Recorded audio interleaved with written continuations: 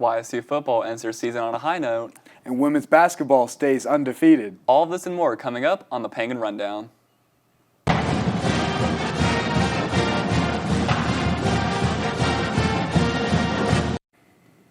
And welcome into the Penguin Rundown. I'm your host for today, Caleb Ellison. Joining me is John Ostapowicz. We hope you enjoyed your Thanksgiving break last week. John, how was your Thanksgiving? My Thanksgiving was good, Caleb. I spent time with family, and sadly, I was working most of the time. How about you, Caleb? Could have been a little better, but let me tell you what could not have been better is our YSU Athletics. A lot happened since the break. There's a lot to look forward to, and you're going to get us kicked off with some football news. The Youngstown State Penguins football team finished their 2021 season with a win on the road, beating the Southern Illinois Salukis with a final score of 35-18. This win marked the first road win against the Missouri Valley opponent for YSU since Doug Phillips took over as head coach. The Penguins finished this season with an overall record of 3-7 and a conference record of 2-6. It was a big game for the YSU offense as they scored in all four of their first half drives. Senior tailback Jaleel McLaughlin ran for 186 yards in the game and picked up 3 touchdowns. He finishes the season with over 1,100 rushing yards. This performance led McLaughlin to be named the Missouri Valley Football Conference Offensive Player of the Week, the second time he has earned that honor this season. McLaughlin was also named to the All-MVFC first team. Other Penguins listed as honorable mentions to the first team included offensive lineman Jason Williams, linebacker Grant Dixon, and place kicker Colt McFadden.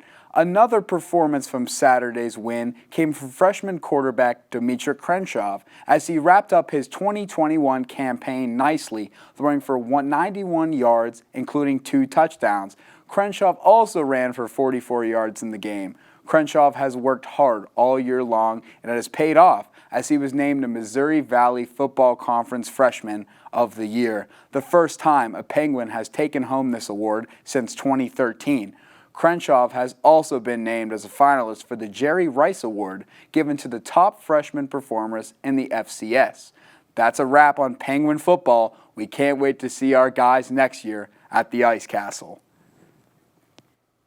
The men's basketball team had a rough weekend November 19th through the 21st at the YSU J. Arnold Wealth Management Company basketball tournament, losing 2 games out of 3.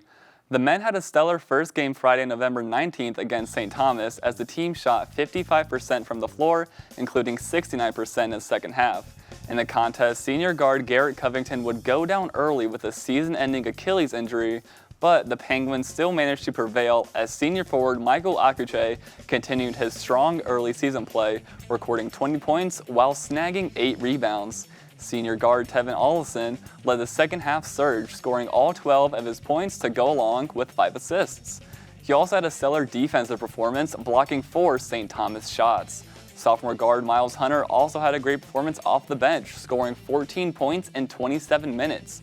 3-point shooting would keep the Tommies in the game as the team would shoot 50% beyond the arc, draining 17 of 34. YSU would top St. Thomas 79-75. After the win, here's what Coach Calhoun and Michael Akuche had to say.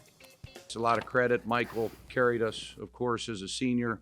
He was awesome. He's been great. You know, you got to get the first one in these tournaments. You know, the first one is the most important. That team is really, really good. Just looking at their team and their size and knowing what I can do as far as scoring around the rim and attacking and things like that, I think once I start getting it going on the inside, it starts to open up other people. It starts to open up passing lanes where I can drive and kick the guys. I can start getting other guys open. So I think that's a crucial part of our offense, and just me having an aggressive mindset. I feel like that's one of my biggest roles, being a leader, being that vocal guy, being that glue person that holds everybody together. And every single guy, whether they're hitting or missing, like, that's how we're effective. When we have a balanced scoring night and everyone's feeling good, everyone's in attack mode, like, we're hard to beat when we do that. The following day, the Penguins would look for similar success against SIUE as the men would enter the second half of the contest, leading 39-31. However, the Penguins couldn't hold off SIUE's strong second half play as the Cougars dropped a 3-point dagger at the buzzer to steal the win 69-66. Akuche would once again lead the men in scoring with 14 points, 8 coming off of 9 free throw attempts. Olison and Hunter also scored 10 each. Youngstown State played their final tournament game November 21st versus Niagara as the Penguins struggled to get the offense rolling, shooting just over 33% as a team. The Penguins would go scoreless for almost 7 minutes to start the game before sophomore guard Shamar Rattan-Mays got the team on the board with a pair of free throws. Rattan-Mays also led the team with 12 points. Despite the offensive struggles, the men battled defensively to keep themselves within reach as they held the Purple Eagles to under 40% from the field. Akuche and Olison were also aggressive on the glass, grabbing 10 and 9 rebounds respectively. The Penguins would ultimately fall to the hands of Niagara, 58-53. The men's basketball team will look to turn things around tomorrow, December 2nd, on the road against Milwaukee to start conference play at 8 p.m. You can listen to the game on 570 WKBN or watch on ESPN+. As for the women's basketball team, they are off to an electric 5-0 start with a weekend sweep on the road to begin Horizon League play. The Penguins traveled to Oakland to take on the Golden Grizzlies on November 18th and took care of Oakland from start to finish. The team had big contributions from the two transfers, Paige Shy and Lily Ritz. Ritz led all scorers with 24 points while shooting over 80% from the field. Shy had 18 points, a season high, while knocking down 50% of three-point shots. The Penguins beat the Golden Grizzlies by a final of 79-68 and outscored Oakland in 3 out of the 4 quarters. The team then traveled to Detroit to take on the Titans of Detroit Mercy.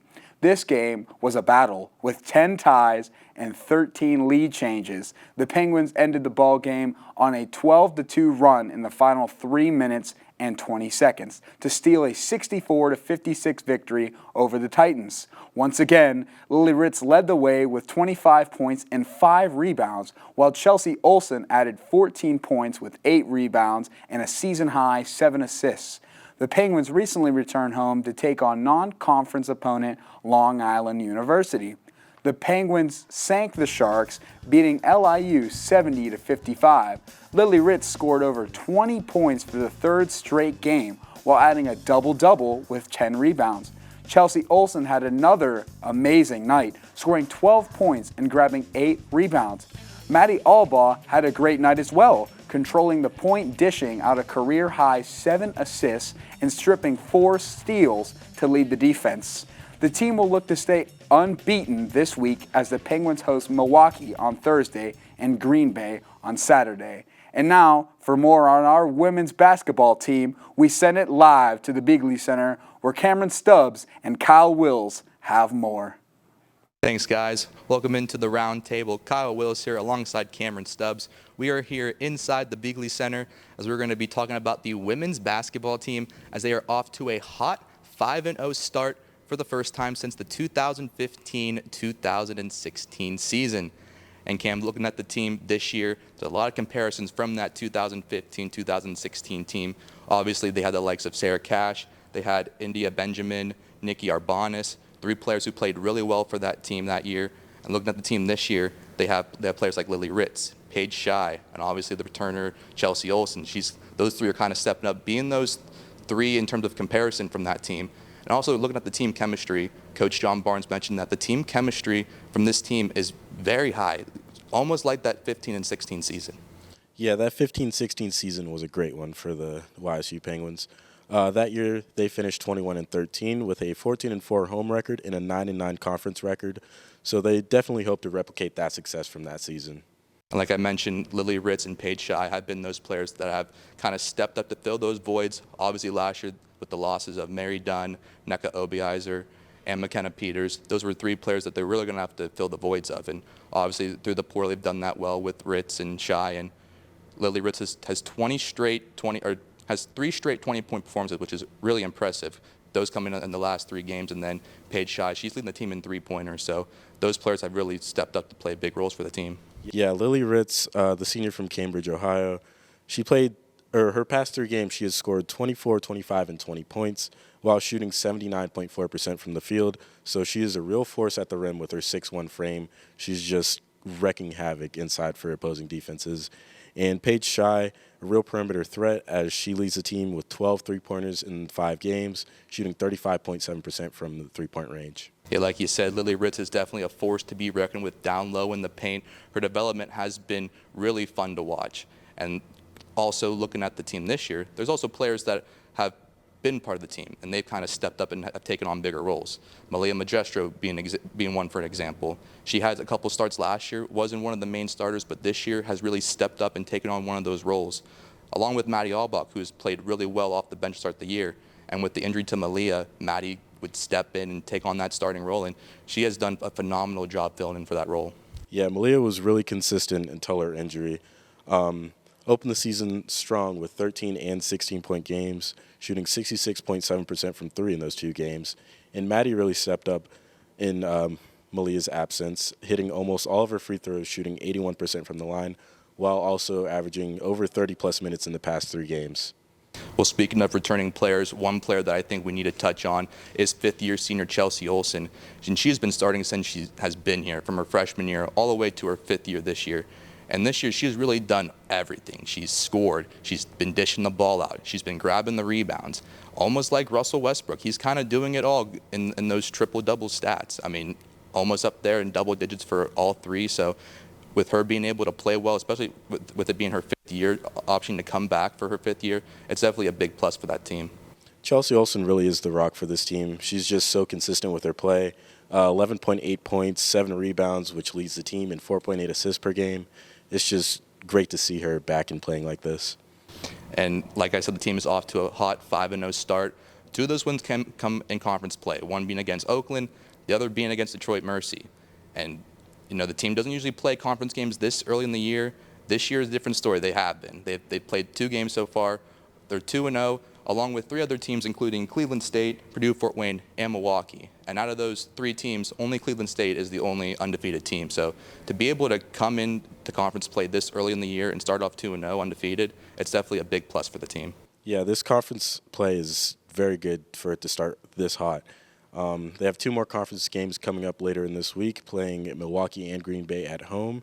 And playing these 2 conference games, the field goal percentage goes up 6% when playing conference opponents this season, so the offense will look to continue that success going forward. Well, it sounds like the team definitely brings their best play out during conference play, and they're also at home, which is definitely a big plus, as their first game, or the first couple games of home have been tremendous. The fan support has been amazing, and they're going to be looking for that same fan support these next 2 games. Like Cam said, they will be taking on Green Bay and Milwaukee this Thursday and Saturday. You can catch those games on ESPN+. Let's send it back to Caleb and Katie in the studio. The men's and women's swim and dive teams have been enjoying a nice long break since their last meet against Niagara and St. Francis at the beginning of November. So far into their schedule, both the men and women have been putting on great performances, winning multiple events in their previous meets versus Valparaiso, Gannon, and Niagara. The teams will return to action in their only meet in the month of December, the Miami, Ohio Invitational. This will be a 3-day meet beginning tomorrow and concluding on Saturday, December 4th. You can find recaps and results from this meet at ysusports.com. The track and field team is starting their 2021-22 indoor season this Friday, where 24 different universities are coming to compete at the YSU Icebreaker in the Watts. The meet makes its return to the Watts after being canceled last season due to COVID-19. Prior to that, the Icebreaker had been held every December since 2011. All events, including running and field, for the one-day meet will begin at 2 p.m. The Watts is slated to have 45 men's and women's teams, including 2 fellow Horizon League members. This season, the men's team looks to win its 7th straight Horizon League Indoor Championship, while the women hope to win their 6th straight conference title. Now we're going to send it over to Katie Rogers-Vidala, who has our Play of the Week. Thanks, guys. This week's Play of the Week comes from Mike Akuche of the men's basketball team in their first home game against St. Thomas. Let's take a look at it.